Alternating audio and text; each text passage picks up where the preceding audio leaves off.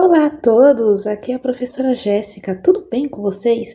E hoje, conforme prometido, eu trago o simulado de autores com 10 questões para o concurso da Prefeitura de Arujá do cargo de professor de Educação Básica Infantil 2. Antes de mais nada, se você não é inscrito aqui no canal, inscreva-se, deixe o seu like, compartilha, ative o sininho para quando tiver novos vídeos o YouTube te notificar.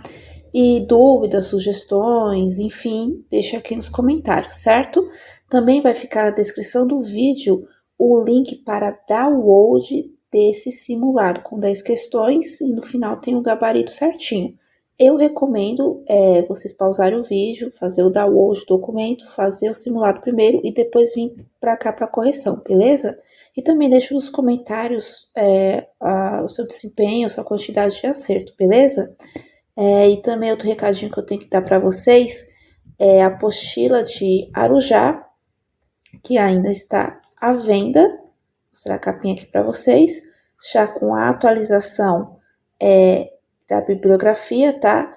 Só é a parte específica, autores e legislação, não tem informática, matemática e português, tá bom? Falou R$20. Para quem já tinha comprado Suzano, tem desconto, fica por 15, Pix ou depósito bancário, vai ficar o link do grupo para a compra, certo? E também se está preparando para o concurso da Prefeitura de São Paulo ou Taboão da Serra, vai ficar o link dos grupos de cada um para vocês adquirirem os materiais, certo? Agora vamos lá para o simulado de Arujá. E como eu falei no último vídeo, há outro recadinho que eu tenho que dar de Arujá. Lembra que eu falei no vídeo de quinta-feira que só tinha saído a consulta individual dos locais de prova? Nessa sexta-feira, a Banca Nosso Rumo disponibilizou a lista com o nome de todo mundo e os locais de prova, tá? Vou deixar também na descrição do vídeo o link para você acessar. E as provas, pela lista, a gente conseguiu confirmar, vai ser em 3 municípios. Arujá, Suzano e São Paulo. E teve até algumas pessoas do grupo que relataram que mandaram para lugares longe de São Paulo. Alguns foram na Zona Norte, que até é ok, porque a Zona Norte é perto de Guarulhos aí é perto de Arujá, até vai, mas tem gente que vai fazer prova na Lapa. Tem uma pessoa que comentou no grupo que vai fazer a prova no Morumbi, muito nada a ver, acho que a logística aí errou. Poderia ter colocado também prova para fazer em Guarulhos, né? Já que Guarulhos é divisa com Arujá, mas enfim, né? Daí já foi um problema de logística da banca. Inclusive, eu tô aqui com o edital de convocação das provas objetivas na tela, só para falar para vocês da data e horário das provas, né? Todo mundo sabe, 12 de junho, né? Domingo, sem ser esse o outro. E o cargo de professor de educação infantil 2, conforme estava aqui no edital, era o período YPsilon, portanto, será no período da tarde, assim como educação física e educação especial. Então, o período da tarde, o horário de abertura dos portões será às 13h30, horário de fechamento dos portões às 14h30. Então, você tem que estar na escola até às 14h30, senão já era. Tempo total de prova 3 horas, permanência mínima em sala 2 horas e não será permitido levar o caderno de questões, porque a Nosso Rumo depois vai disponibilizar em seu site o caderno de questões, beleza? Agora vamos lá com o simulado dos autores. E como eu também tinha comentado no vídeo de quinta-feira, esses autores da nova bibliografia de Arujá, que teve uma alteração, não são autores que caem na banca Nosso Rumo. Os autores que caem na banca Nosso Rumo é da antiga bibliografia, que era igual a Suzano. Portanto, essas questões aqui não são da banca Nosso Rumo. Eu peguei de outras bancas, Unesp, FGV, IBAN, enfim, peguei de outras bancas aí, tá bom? Mas já vai dar uma ajuda para vocês. Então vamos lá para a primeira questão. O primeiro autor, que é o Paulo Fauci, daí a questão eu coloquei A1. Paulo Fauci, 2015, mostra que o foco de trabalho nos primeiros 6 anos de vida necessita estar direcionado para, seria A, aos processos nos quais as crianças se relacionam consigo mesma, com outras crianças e com adultos e com o mundo, seria B, A organização de um planejamento escolar que considere, em primeiro lugar, os critérios legais, que envolve só os critérios legais, tem que vir à frente. C. O desempenho da criança e suas fragilidades. Educação infantil, a gente trabalha a questão de desempenho, qualificação. D. O conhecimento específico que será selecionado para ser desenvolvido junto à turma de alunos da educação infantil. Ou a E. A metodologia escolhida que deve nascer da intenção que a etapa da educação infantil ocupa no cenário educacional e social. O Paulo Foch, inclusive o livro que eu coloquei na apostila, que é o Brincar Heurístico na Creche, apesar do nome creche, o Brincar Heurístico, que é propostas, atividades com materiais não estruturados, como cesto tesoura é mais para o berçário, mas tem as bandejas de experimentação e outras coisas ali no livro dele, os jogos heurísticos também. Também esse livro trata da questão da documentação pedagógica, da avaliação e da nova maneira de ver a educação infantil, né? Até aqui no começo aqui do resumo, o Paulo Foch, deixa eu até colocar aqui, fala que a educação infantil, né, tem que superar aquela educação infantil das liçãozinhas, né, de carimbar a mãozinha, a escola tem que ser de atividade de livre expressão, a escola tem que ser com atividade de livre expressão, escola da investigação, escola da escuta, que as crianças sejam protagonistas e construtoras do seu próprio conhecimento, não só ficar depositando coisas nelas. As crianças, elas têm muito a fazer, a ensinar, a produzir a sua própria autoria, entendeu? Então, nesse pensamento de Paulo Foch, a questão que mais se encaixa é os processos nos quais as crianças se relacionam consigo mesma, com outras crianças da turma ou de outras faixas etárias, menores ou maiores, com os adultos, né, os professores, demais funcionários da escola, e com o mundo, né, porque a educação infantil também tem que estar ali de acordo com a vida cotidiana da criança, esse trabalho também. Portanto, a questão correta é a letra A, certo? Vou até colocar aqui de amarelo, certo? Agora vamos para a questão 2, que é do livro da Júlia Formosinho, um livro que cai bastante em concurso em várias bancas aí, é o da Pedagogia da Infância, dialogando com o passado, construindo o futuro, que ela faz um apanhado geral da pedagogia, da educação infantil, dos principais autores, como Froebel, Freinet, Thiel, Piaget, enfim, até Loris Maraguchi com a abordagem Reggio Emília, e ela também é uma das pioneiras da pedagogia participativa, que é uma mudança na educação infantil, de pensar a educação infantil, que antes era apenas um depósito para colocar as crianças lá para os pais que trabalhavam, e a educação infantil é muito mais do que isso.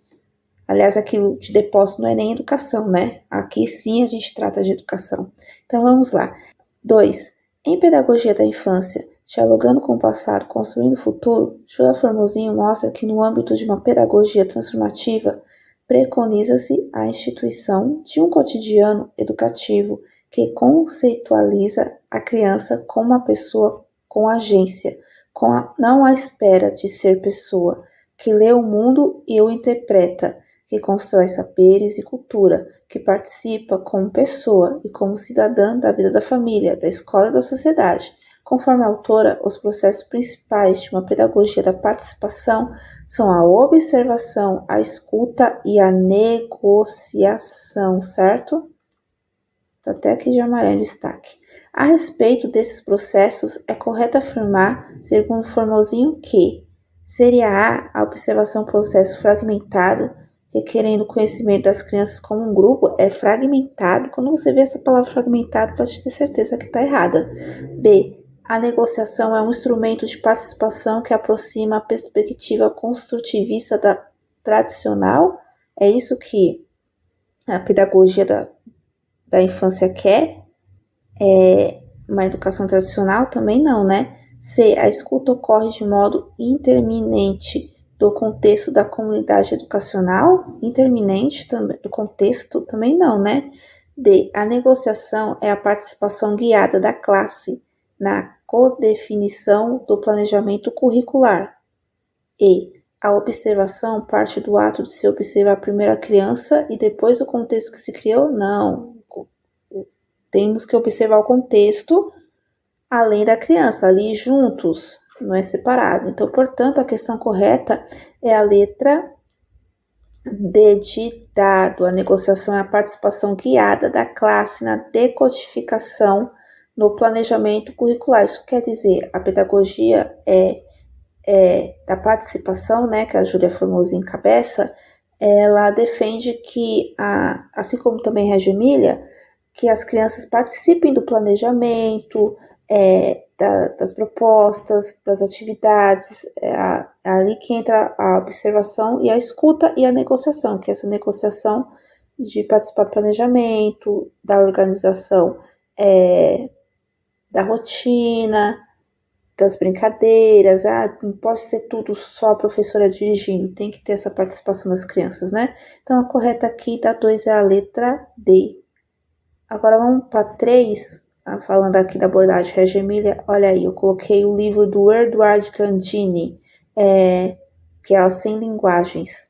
Segundo Eduardo Gandini Forman, 2015, a abordagem Reggio Emília incentiva o desenvolvimento intelectual das crianças por meio de um foco sistemático sobre a representação simbólica. De acordo com Eduardo Gandhi informa, é correto afirmar a respeito da proposta realizada por essa abordagem que as escolas de Reggio Emília têm um currículo planejado, o qual apresenta unidades e subunidades que devem ser concluídas ao final de um ciclo de aprendizagem por criança. Bianualmente são realizadas reuniões entre profissionais da educação e os pais para discutir e elaborar um currículo conforme a realidade local. Não, né? B. Anualmente, a Secretaria de Educação de Reggio Emília, para quem não sabe, Reggio Emília é uma região no norte da Itália, determina para as escolas de educação infantil os projetos que devem ser desenvolvidos, assim como suas perspectivas durações. Esses temas devem ser referência às escolas que discutem os detalhes dos projetos e como se darão a apresentação e avaliação deles. C. Por ser essa inovadora, as escolas de Reggio Emília não apresentam currículo ou planejamento, baseiam-se na improvisação e acreditam no acaso. Improvisação, acreditam no acaso? E ouvem e observam a expressão infantil que as crianças desejam, sugerem, e a partir dessas observações desenvolvem propostas diárias nas instituições de ensino. D. É vasta a documentação das escolas de Reggio Emília. São documentários, imagens, registros e arquivos que são expostos por todo o mundo. Esse material visa arrecadar fundos para financiamento das atividades dessas escolas, que apresentam alto custo de manutenção, pois são instituições privadas instaladas em contextos de elite? Não. Aqui no Brasil tá? Escola que tem abordagem Reggio Emília custa uma fortuna a mensalidade. Agora, na cidade de Reggio Emília da Itália, não, é um ensino público, tá? E nas escolas de Reggio Emília, as crianças pequenas são encorajadas a explorar seu ambiente e a expressar-se a si mesmas por meio de todas as suas linguagens naturais ou modos de expressão, incluindo, entre outras, palavras, movimentos, desenhos, pinturas, modelagens, esculturas, teatro, sombra, dramatização e música. A correta é, claro, a letra E. Esse livro das 100 linguagens, do Edward, ele trata ali de toda a abordagem Reggio Emília, né, que é uma abordagem criada no norte da Itália, depois da Segunda Guerra Mundial, que também tem o pé ali na pedagogia da participação. Então, a criança protagonista, e a Reggio Emília fala muito das 100 linguagens. O que é essas 100 linguagens? Não é só a oralidade da criança, a criança falar, mas ela se expressa no movimento do seu corpo, numa dança, numa pintura, numa modelagem, num recorte, numa dramatização, uma música que ela canta, tudo ali ela está se expressando e nós, educadores, temos que ter esse olhar interpretativo dessas múltiplas linguagens das crianças. Então, quando vocês verem uma questão que tem linguagens no plural e trata Reggio Emília, com certeza é a correta. Então, a resposta correta da questão 3 é a alternativa E de escola. 4. A ação da escola não deve se restringir ao ensino, mas se dedicar à pessoa inteira e converter-se em instrumento para seu desenvolvimento. Para Alon, todos os âmbitos educativos devem integrar as dimensões. Que dimensões são essas de Henri Alon, que é daquela tríade, né, com Piaget e Vygotsky? Aqui, só lembrando, em Arujá não está cobrando Piaget nem Vygotsky, mas pode cobrar uma questão da Júlia Formosinho falando desses autores, ou até mesmo Gil, Froebel, Montessori, desses autores que ela trata naquele livro da Pedagogia da Infância, que é uma questão assim também, tá? Mas tratando diretamente de Piaget ou Vygotsky, não, tá?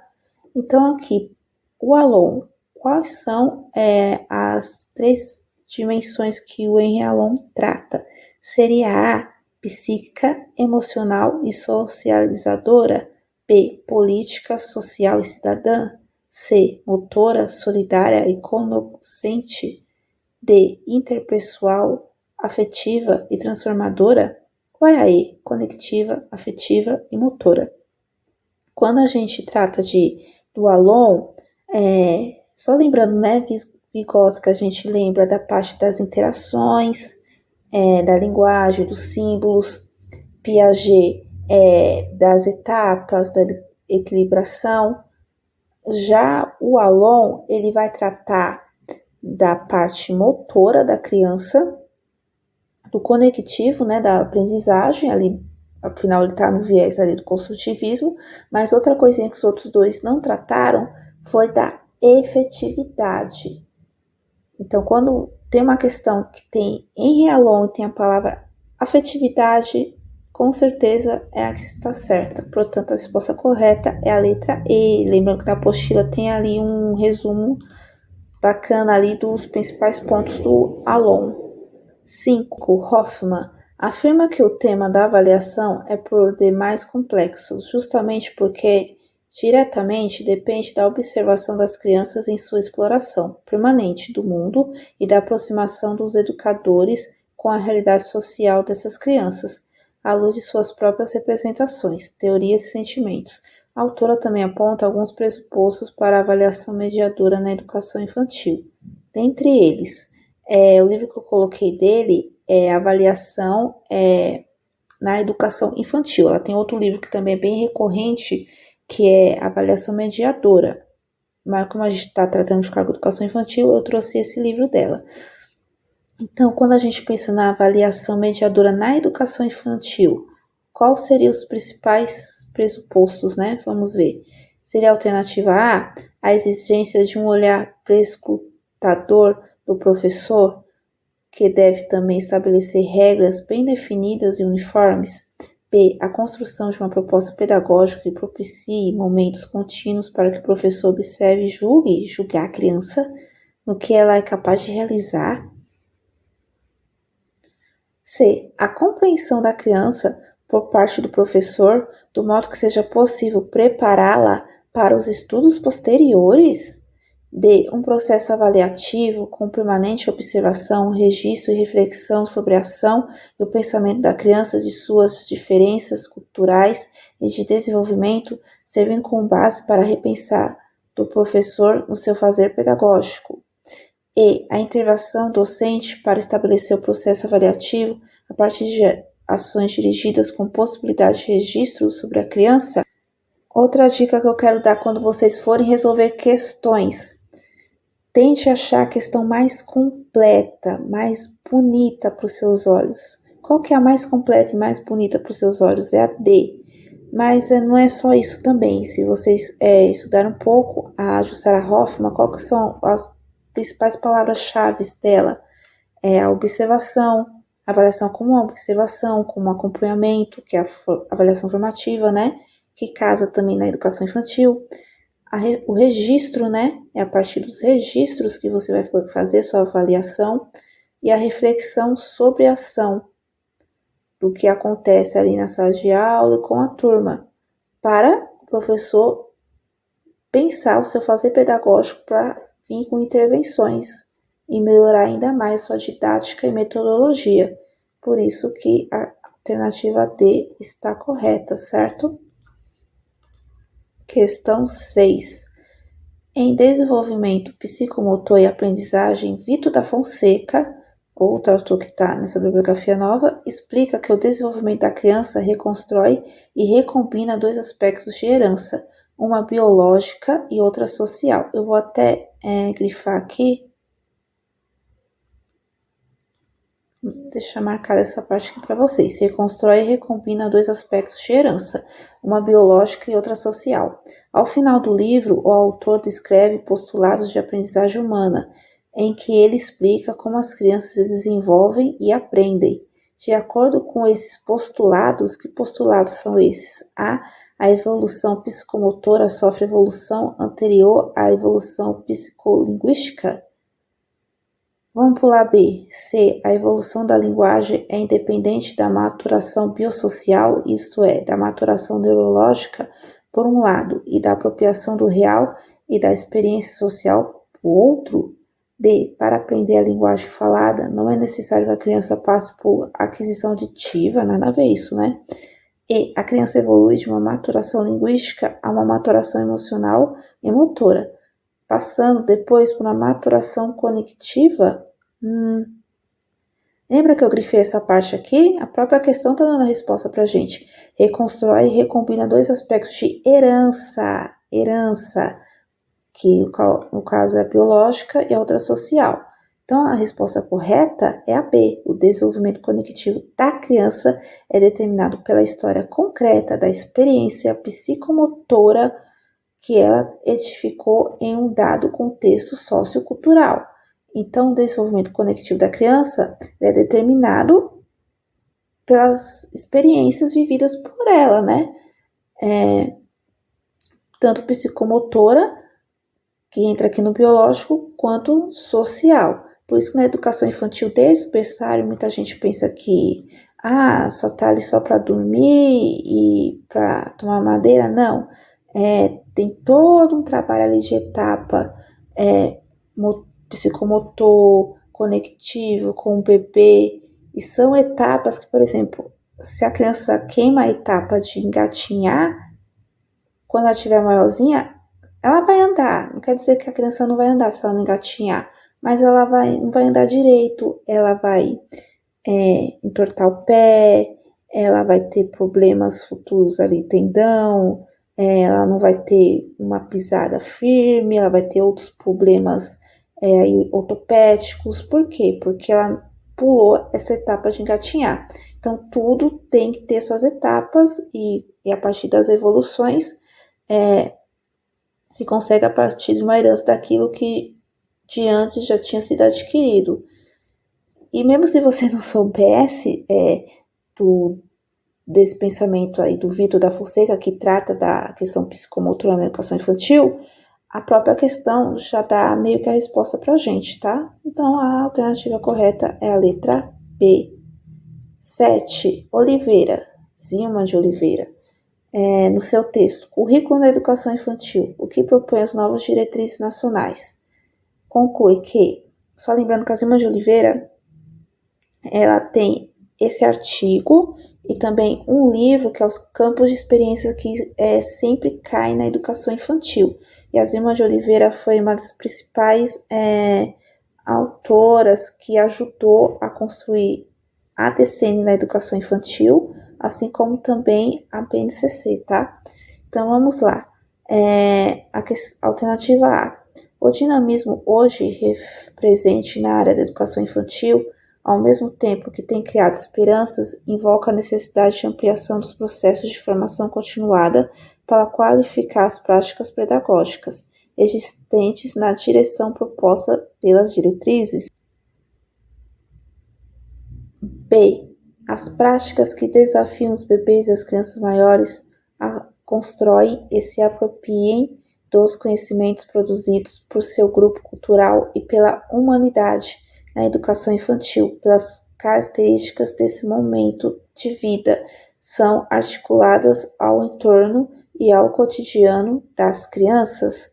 C. A dimensão do cuidado no seu caráter ético e assim orienta pela perspectiva de promoção da qualidade e sustentabilidade da vida e pelo princípio do direito da proteção integral da criança. D. A proposta pedagógica das instituições de educação infantil deve ter como objetivo principal promover o desenvolvimento integral das crianças de 0 a 5 anos de idade, garantindo a cada uma delas o acesso a processos de construção de conhecimentos e aprendizagens de diferentes linguagens. Essa questão aqui vai até a alternativa D, né? Lembrando que o nosso rumo são 5 alternativas, tá? Qual questão que é a mais completa aqui quando a gente trata das diretrizes nacionais da educação infantil? É a letra D. A proposta pedagógica das instituições de educação infantil deve, como principal objetivo, promover a educação integral da criança. O que é a educação integral? Conectiva, afetiva, emocional, enfim, das crianças de 0 a 5 anos, garantido que cada uma delas o acesso ao processo de construção de conhecimentos e aprendizagem de diferentes linguagens, ali casando ali com Reggio Emília, tá? Múltiplas linguagens. Então a resposta correta é a letra D, certo? 8. Segundo Ron, Maria Graça Souza Ron. A organização do espaço na educação infantil tem como premissa, o livro que eu coloquei dela é um livro que sempre cai bastante nos concursos. Deixa eu até voltar aqui na apostila. Inclusive, um livro que eu coloquei aqui na apostila que sempre cai em concursos dela é Sabores, Cores, Sons e Aromas, a organização dos espaços na educação infantil. Então, a questão trata justamente da organização dos espaços na educação infantil. E qual seria a premissa? A compreensão do espaço como cenário, uma paisagem.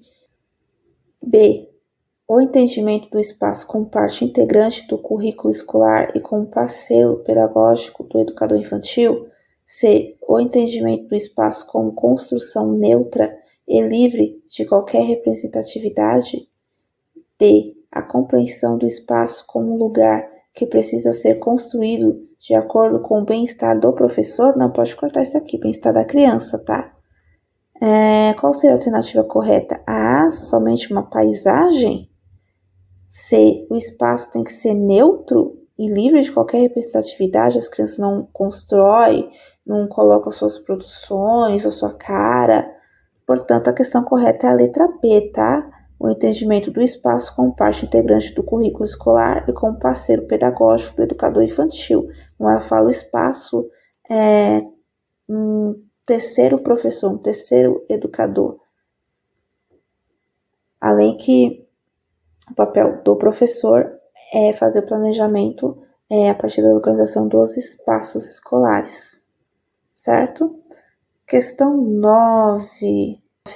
Matemática não é por si só conhecimento difícil a ponto de traumatizar as crianças. O que pode traumatizá-las é a forma inadequada de apresentá-la na escola. Segundo Smoley, o trabalho do professor não consiste em resolver problemas e tomar decisões sozinho.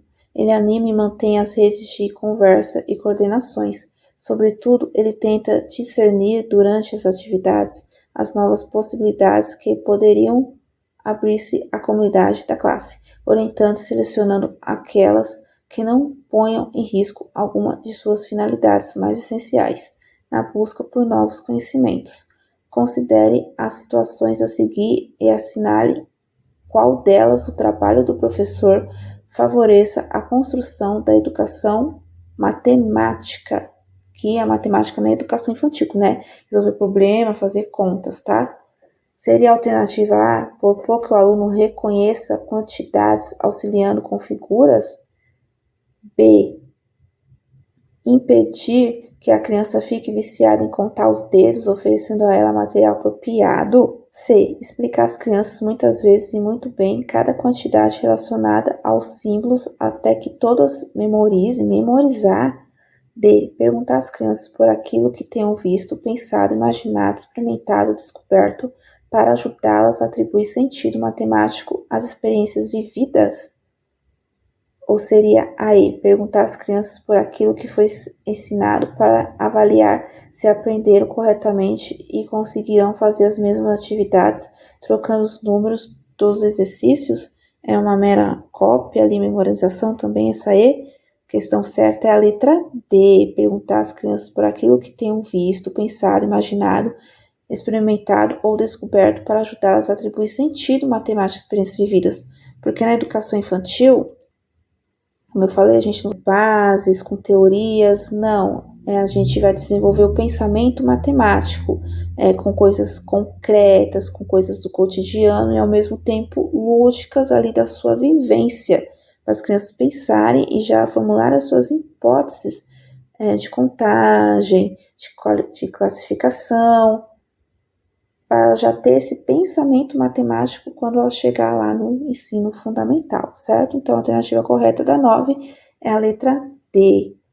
Agora, chegando aqui na última questão, eu escolhi aqui a Kishimoto, que vai tratar do livro, né, que eu coloquei na apostila Jogos e Brincadeiras.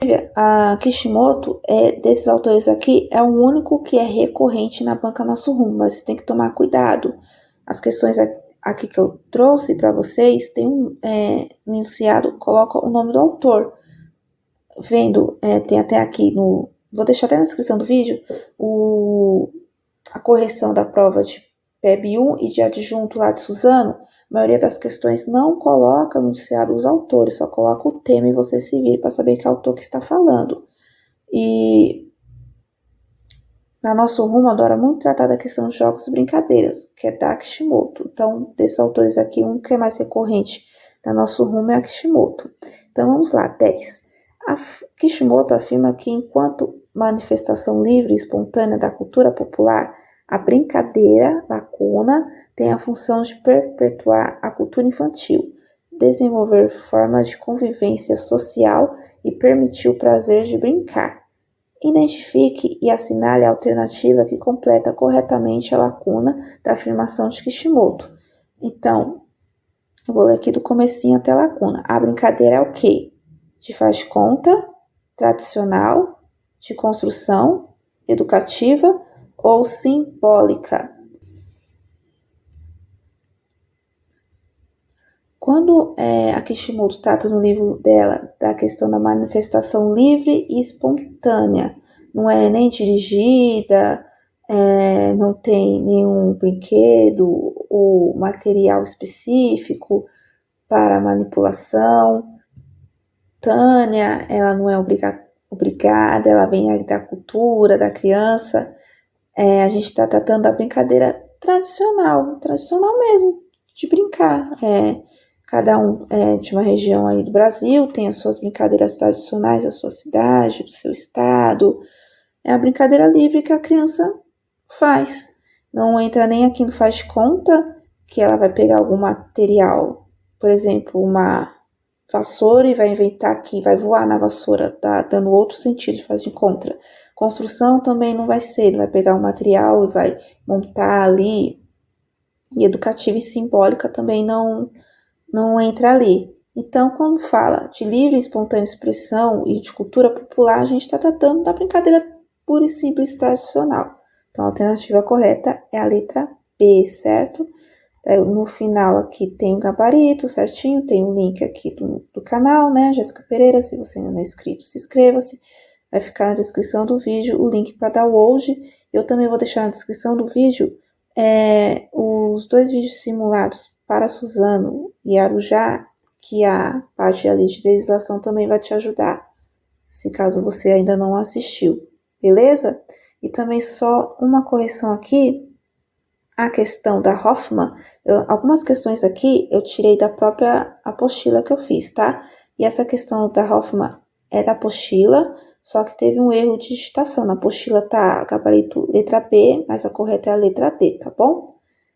Bom, espero ter ajudado. Se tiver mais novidades de Arujá, eu trago aqui para vocês. Até a próxima. Tchau!